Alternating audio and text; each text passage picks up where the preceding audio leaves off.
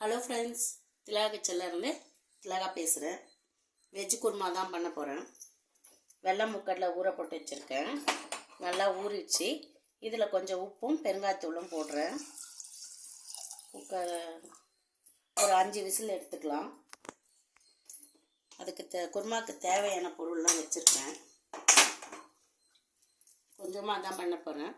ஒரு 7-8 பீன்ஸு, ஒரு கேரட்டு, உருளைக்கிழங்கு 3, கத்திரிக்காய் 2, தேங்காய் தேவையான அளவு, ஒரு பச்சை மிளகா, வெங்காயம், தக்காளி.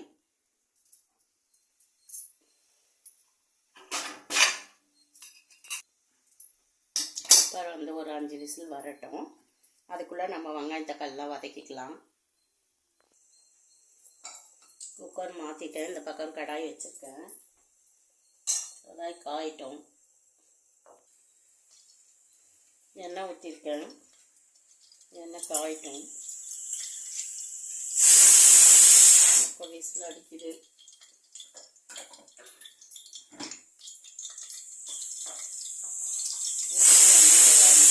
போதும்.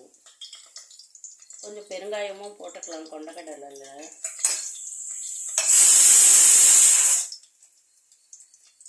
பட்டை, லவங்கம்,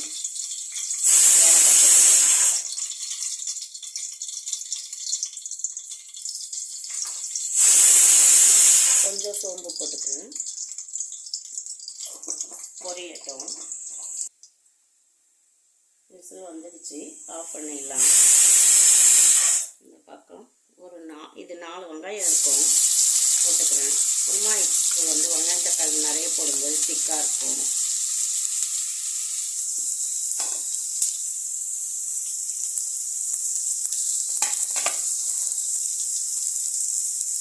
வெங்காயம் வதங்கிறதுக்கு உப்பு போட்டுக்கலாம்.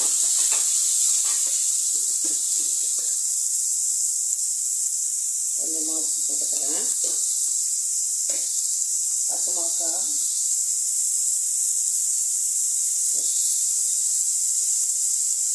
ரெண்டாக கட் பண்ணி போட்டுக்கிறேன்.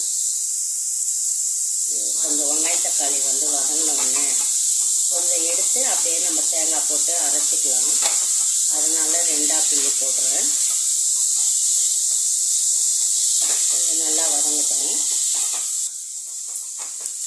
வெங்காயம் இன்னும் கொஞ்சம் நேரம் வதங்கட்டும்.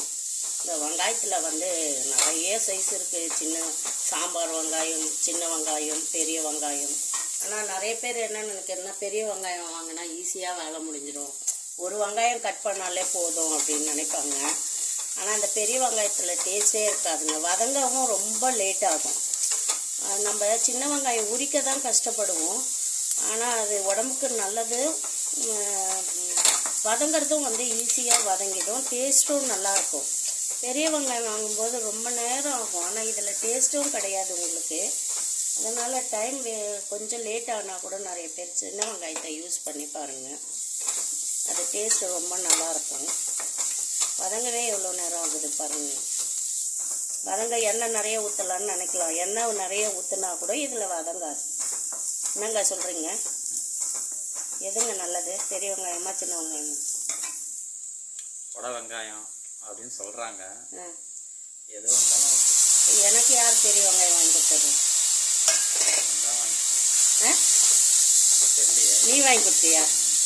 நீ வாங்கினா பெரிய வெங்காயம் வாங்கிட்டு வருவியா? பிடிக்காதுன்னு தெரியும், அப்புறம் எப்படி வாங்கிட்டு வருவீங்க? இது எங்கள் பையன் வாங்கி கொடுத்துட்டோம். வெங்காயம் வாங்கிட்டு வரனா பெரிய வெங்காயமாக வேணுன்ட்டான். ஒன்று கட் பண்ணால் போதும் சித்தின்னு. அவ்வளோ பெருசாக கட் பண்ணி வேஸ்ட்டாகவும் ஆகுது, வதங்கவும் ரொம்ப நேரம் ஆகுது பாருங்கள். இதில் கொஞ்சம் இஞ்சி பூண்டு போட்டுக்கலாம். தக்காளி போட்டுக்கிறேன். நல்லா வதங்கட்டும்.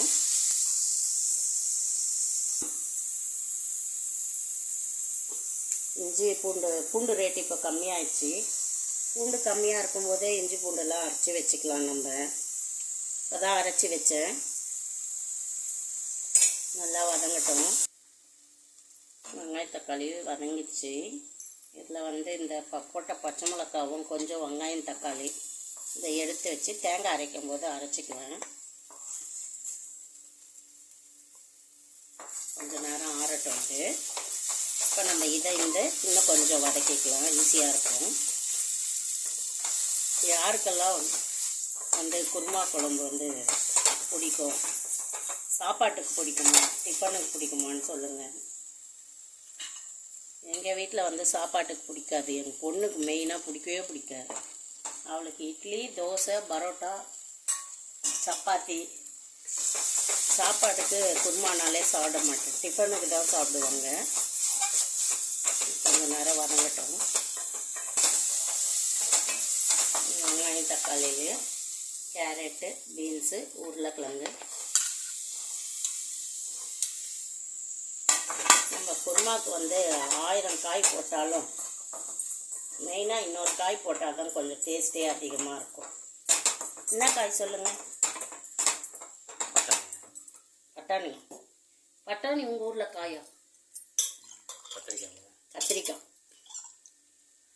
கத்திரிக்காய் போட்டாலே ஒரு டேஸ்ட்டு தாங்க, அது எந்த குழம்பாக இருந்தாலும். கொஞ்ச நேரம் காய் வதங்கட்டும். காய் கொஞ்ச நேரம் வதங்கிச்சு. கரம் மசாலா கொஞ்சம் போட்டுக்கிறேன்.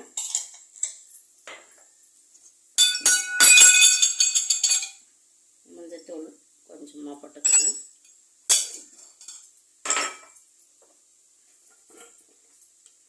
குழம்பு மிளகாய் தூள் அவங்கவுங்க காரத்துக்கு ஏற்ற மாதிரி போட்டுக்கலாம். நான் வந்து 4 டீஸ்பூன் போடுறேன்.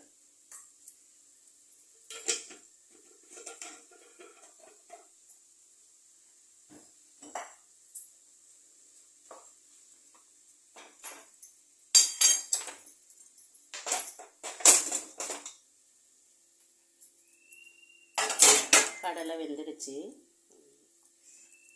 இதையும் அதில் கொட்டிடலாம். நல்லா காயெல்லாம் வேகட்டும். அதுக்குள்ளே நம்ம வதக்கி வச்ச வெங்காயம், தக்காளி, பச்சை மிளகாய், கொஞ்சம் தேங்காயில் கொஞ்சம் சோம்பு போட்டு அரைச்சி எடுத்துகிட்டு வந்துடலாம். இது வேகட்டும்.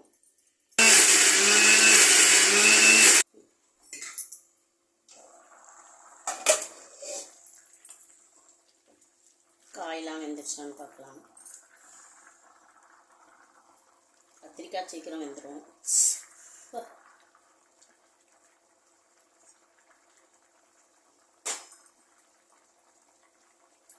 இன்னும் கொஞ்சம் நேரம் உருளைக்கிழங்கு வேகட்டும்.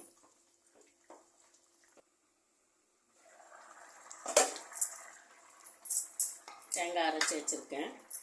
இந்த தேங்காயில் வந்து கொஞ்சம் முந்திரி இல்லைன்னா 2 டீஸ்பூன் ஒச்சக்கடலை போட்டு அரைக்கும் போது குருமா வந்து திக்காகவும் இருக்கும், நல்லா டேஸ்ட்டாகவும் இருக்கும். ஏன் நீ கசகசா போட மாட்டியா? கசகசா எங்கள் வீட்டுக்கார் வாங்கி வர மாட்டாங்க. இன்னும் நல்லெண்ணெயே வாங்கின்னு வரலப்பா எங்கள் வீட்டுக்கார். அப்புறம் கசகசா போட்டால் திக்காகும்.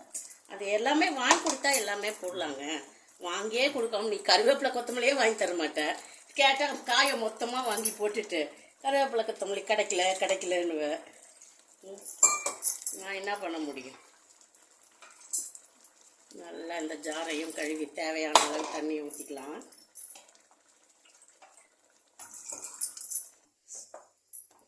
நல்லா மிக்ஸ் பண்ணிக்கிட்டு காரம் இருக்கான்னு செக் பண்ணி, யூஸ்வலாக நம்ம 3 கரண்டி 4 கரண்டி அவங்கவுங்க ஃபேமிலிக்கு எவ்வளோ தேவையோ அந்த அளவு மிளகாத்தூள் போட்டாலே காரம் கரெக்டாக இருக்கும். இவ்வளோ தான் அளவு வைக்க போகிறோம்னு தெரியும் இல்லைங்களா? உப்பு மட்டும் செக் பண்ணிக்கலாம். நல்லா கொதிக்கட்டும். கழுவி ஊற்றுறேன் அப்படின்னு சொல்கிறீங்க. ரொம்ப கழுவாத, ரொம்ப தண்ணியாக இருக்குது அப்படின்னு சொல்கிறீங்க. அந்த பச்சை ஸ்மெல் போகணும்ல, அதுக்காக தான் தண்ணி ஊற்றுறது. கருவேப்பிலை கொத்தமல்லி போட்டுக்கலாம். நான் வந்து இன்றைக்கி இந்த குருமாவுக்கு என்ன செய்ய போகிறேன்னா தோசை செய்ய போகிறேன். கல் தோசை செய்ய போகிறேன். குருமாவுக்கு கல் தோசை நல்லாயிருக்கும். அதனால் ரவா காமிச்சிச்சு. கல் தோசை ஊற்றினா நல்லாயிருக்கும். அதனால் கல் தோசை ஊற்றிக்கிறேன்.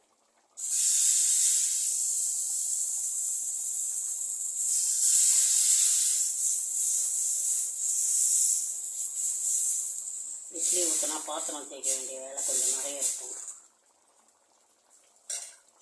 2 பேருக்கு தோசை ஊற்றினா கொஞ்சம் ஈஸியாக வேலை முடியும். அதனால் தோசை ஊற்றினா